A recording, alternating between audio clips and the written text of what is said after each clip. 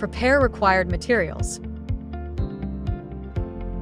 Unscrew all screws on the T100 lifting control module.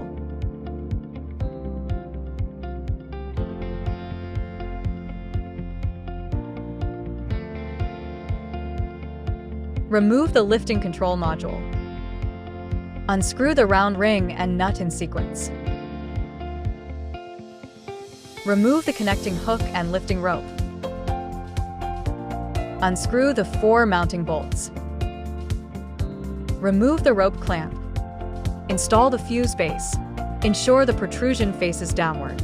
Tighten the 4 mounting bolts.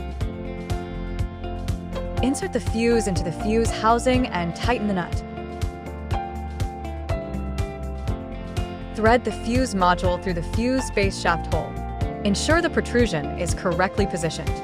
Thread the lifting rope through.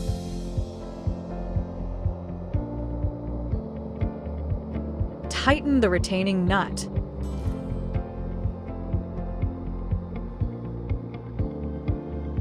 Install the R-type pin. Secure the lifting control module and lock the screws.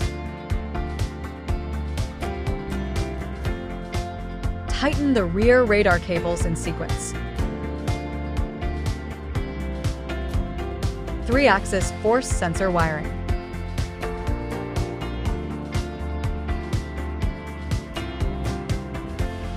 Fuse module wiring.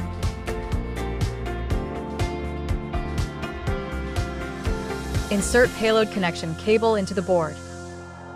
Secure fuse module wiring with cable ties.